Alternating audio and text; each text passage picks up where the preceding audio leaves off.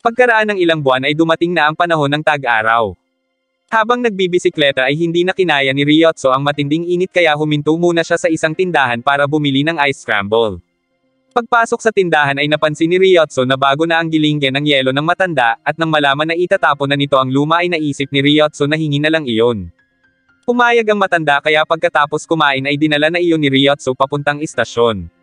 Nagtaka sina Reiko kung ano ang gagawin doon ni Ryotso pero sinabi nito na kahit anong panahon naman ay gumagamit sila ng dinurog na yelo. Maya-maya pa ay tumayo na si Ryotso para kumuha ng yelo pero iminungkahi ni Reiko na mas magandang gamitin ang yelo na mula sa Alps o sa Antarctica. Nang marinig iyon ni Nakagawa ay sinabi nito na may ari-arian sila sa Greenland at maaari siyang magpadala ng yelo mula sa Artiko. Natuwa si Ryotso nang malaman ang tungkol doon kaya agad itong umorder kay Nakagawa. Mabilis na dumating ang yelo kaya nasabik si Ryotso at kaagad na nagbayad ng 10,000 yen kay Nakagawa, ngunit nang may baba ang yelo ay nagdulot iyon ng disgrasya sa ilan dahil nakaharang iyon sa daan. Gayunpaman, agad na kumuha si Ryotso ng yelo at dahil binayaran niya iyon ng malaking halaga ay hindi niya binigyan ang humihingi na si Reiko.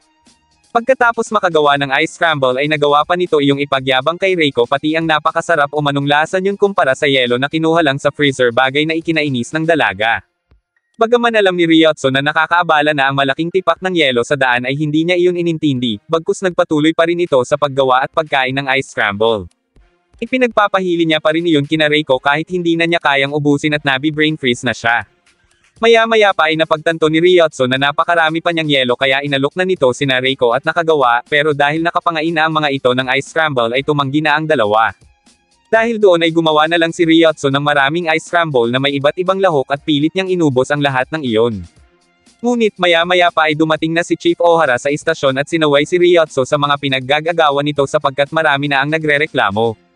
Sinubukan pang utusan ni Ryotso ang chief ngunit hindi iyon tumalab dito bagkus pilit na ipinaalis kay Ryotso ang malaking tipak ng yelo.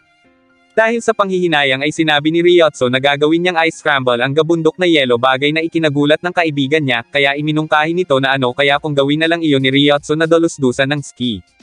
Natuwa si Ryotso sa ideya dahil naisip nito na papatok iyon lalo na sa panahon ngayon kaya maaari siyang kumita ng limpak-limpak na salapi. Hindi na nag-aksaya pa ng oras si Ryotso at agad na nitong dinurog ang yelo para gawing dalusdusan ng ski. Napaisip sina Reiko kung ano na naman ang binabalak ni Ryotso pero isa lang ang sigurado sila na iyon ay pagkakaperahan. Hindi nagtagal ay natapos na ang ipinagawang dalusdusan kaya umorder na si Ryotso ng mga ski at snowboard at nagpaskil na rin siya ng presyo ng bawat kagamitang aarkilahin ng customer. Pagkatapos ay kinalansing niya na ang bell upang kuhanin ang atensyon ng mga tao at mapansin ang kanyang snowland. Dinagsana ng mga tao ang Ryotso Snowland kaya mabilis na kumita ng malaki si Ryotso.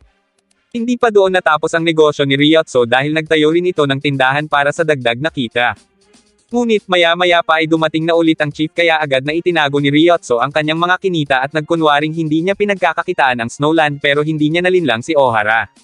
Dahil doon ay agad na tumakbo si Ryotso para hindi makuha ng chief ang kanyang mga kinita. Naghabulan sila hanggang sa maabala na ang mga customer at hindi nagtagal ay nasira at gumuho na ang dalusdusan. Samantala, walang kaalam-alam sa nangyayari ang Noy bagong dating lang na si Yoichi. Nakita na lang nito si Ryotso na nagpapagulong-gulong sa daan habang nakabalot sa malaking tipak ng yelo. Sa huli ay nakuha rin ng chief ang pera para ibalik sa mga tao, habang si Ryotso naman ay nagkasakit na dahil sa sobrang panlalamig sa yelo. Nang sumunod na araw, dalawang bata ang nagkakarera sa daan gamit ang bisikleta hanggang sa muntik na nilang mabangga ang isang matanda. Inihinto ni Reiko ang bisikleta ng mga ito at sinabihan na maging maingat, ngunit sa halip na makinig ay tumakas lang ang mga ito. Biglang naalala ni Reiko na mali-late na siya sa trabaho kaya tumakbo na ito, ngunit patuloy siyang naabala dahil sa ginang na nais magpasalamat sa kanya. Pagkaalis ay naantala na naman ang pagpasok ni Reiko dahil tinulungan niya sa pagtawid ang isang matanda. Napagsabihan pa niya ang isang driver sapagkat hindi ito makapaghintay na makatawid sila. Pagkatapos yun ay dumating naman sina Kamachi at Naoko para humingi ng tulong kay Reiko, sapagkat may isang sasakyan na ilang araw nang nakahambalang sa tapat ng paaralan. Gamit ang megaphone, kinuha ni Reiko ang atensyon ng may-ari ng sasakyan, pero nang dumating ang mga iyon ay nagkunwari lang ang mga ito na sira umano ang sasakyan at naghihintay lang sila sa pagdating ng mekaniko. Dahil doon ay kumuha na lang si Reiko ng airbag na inilagay niya sa ilalim ng kotse, at iyon ang naging dahilan para tumilapon sa tabing daan ang sasakyan. Nagalit ang dalawang lalaki kaya kinalaban ng mga ito si Reiko pero sa huli ay wala naman silang nagawa dito. Pagkatapos yun ay saka palang nakarating si Reiko sa kanilang opisina at sinalubong siya ng nagrereklamong si Ryotso sapagkat hindi na umano ito nakapagtanghalian dahil late si Reiko. Bilang ganti ay ginawang utusan ni Ryotso si Reiko kahit sinabi naman nito ang mga dahilan kung bakit ito na late. Ngunit maya-maya pa ay biglang nainis si Reiko dahil sa pangmamaliit ni Ryotso sa kakayanan niya kaya pinagbabato niya ito ng unan. Nahinto lang iyon nang may tumawag kay Reiko para yayain ito na makipag-date pero dahil hindi naman niya kilala kung sino iyon ay pinatay niya na ang tawag. Ngunit ilang beses na may tumawag sa kanya at pare-pareho na sinabi ang nakita nila sa poster. Dumating si Yuichi sa opisina at ipinakita ang poster na siya palang tinutukoy ng mga tumawag. Saktong nagradyo si Naoko sa istasyon upang humingi ng backup tungkol sa sinusundan ng mga itong truck na siya umanong nagpapakalat ng mga poster ni Reiko. Agad na kumilos sina Reiko, ngunit habang naghihintay na makatawid ang dalawang bata na nakabisikleta ay biglang dumating ang rumaragasang truck kaya agad na hinila ni Reiko si Ryotso para sagipin nila ang dalawang bata. Dahil sa nangyari ay lalong nagalit si Reiko sa kung sino man ang driver ng truck kaya hindi niya ito tinigilan hanggat hindi nila naaabutan. Hindi nagtagal ay na-corner din nila ang truck at pinababa ang sakay nito upang tanungin kung bakit sila nagpapaskil ng poster ni Reiko. Ngunit, ang dalawang lalaki pala na siyang may-ari ng pink na kotse ang may kagagawan yun kaya ang mga ito naman ang hinabol ni Reiko. Ngunit nakalayo ang mga sospek nang mapahinto sina Reiko dahil sa pag-usok ng dala nilang sasakyan kaya tumawag si Reiko kay Nakagawa para humingi ng tulong. Agad namang dumating si Nakagawa dala ang Audi 4 na sasakyan. Dahil pangkarera ang sasakyan ay maaabutan na sana ni Reiko ang dalawa pero napansin nila na paubos na pala ang gasolina ng sasakyan. Gayunpaman, nakaisip pa rin ng paraan si Ryotso dahil saktong may truck ng gasolina sa likuran nila, kaya kahit tumatakbo ang sasakyan ay pilit niyang nilagyan ang kotse nila. Dahil doon ay nahuli rin nila sa wakas ang dalawa, at sa huli ay napatunayan din ni Reiko na hindi porke babae siya ay mamaliitin na ng mga lalaki ang kakayahan niya. Kinabukasan sa opisina ay napanood ni Ryotso ang tungkol sa nalalapit na gaganaping Olympic Game. Dahil doon ay biglang naalala ng chief at ni Ryotso ang tungkol kay Higurashi, na tulad ng Olympics ay nagpapakita lang iyon kada 4 na taon. Si Higurashi ay ang dating opisyal na nagtrabaho rin noon sa istasyon na iyon, at dahil mga baguhan pa lang ang tatlo ay hindi nila iyon kilala. Ayon sa chief ay ngayon ang pang-4 na taon na hindi paglitaw ni Higurashi, sapagkat ang huling beses ay noon pang ginanap ang Barcelona Olympic Game. Nagulat si Reiko nang malaman na ganoon katagal ang leave ng kapwa nila pulis kaya sinabi ng chief na iyon ay dahil sa sobrang catamaran ni Higurashi kaya isang beses kada 4 na taon lang iyon pumapasok. Dahil doon ay ipinag-utos ng chief kay Ryotso na dalhin doon si Higurashi. Agad na sumunod si Ryotso pero nang paalis na sila ay nagtaka si Nakagawa sa kasuotan at dalang kagamitan ni Ryotso gayong jijisingan lang naman nila si Higurashi. Maya-maya pa ay nakarating na sila sa Smiley Hostel King saan naroon ang animoy abandonadong silid ni Higurashi. Gamit ang chainsaw ay binuksan nila ang pinto at pagpasok sa silid ay bumungad sa kanila ang napakaraming insekto at mga sapot at naglabasan din ang mga paniki nang buksan ni Nakagawa ang bintana ng silid.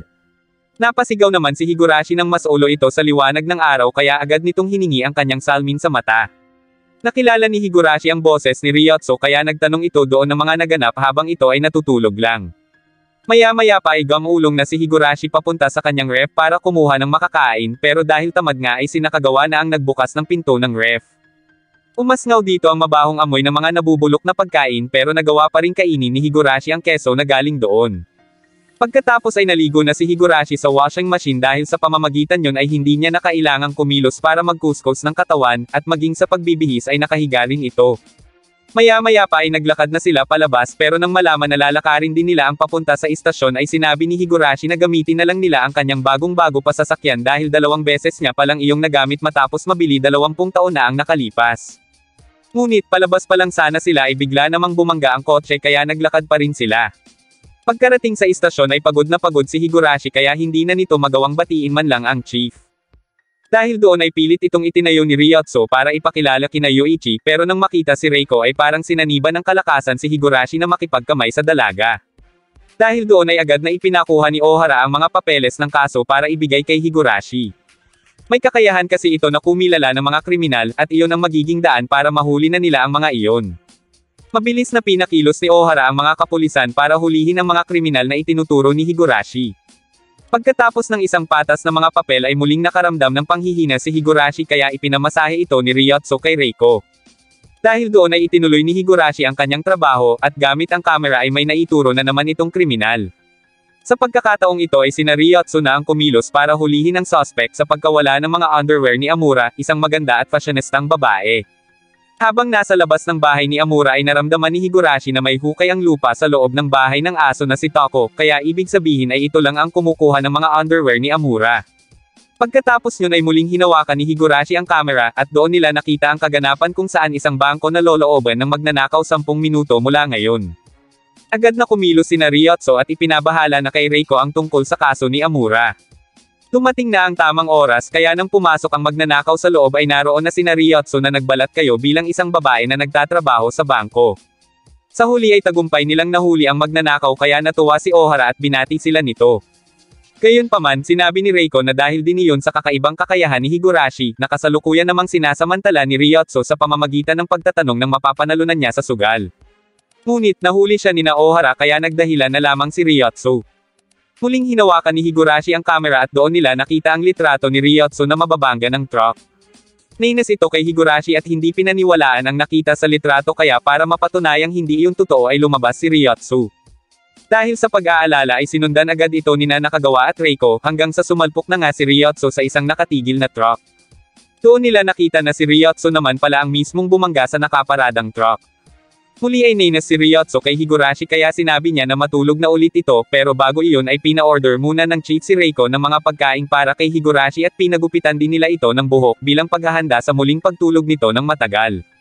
Halos hindi makilala ni Reiko si Higurashi dahil tumaba ito matapos ubusin ang napakaraming pagkain at hindi nagtagal ay nagpaalam na ito.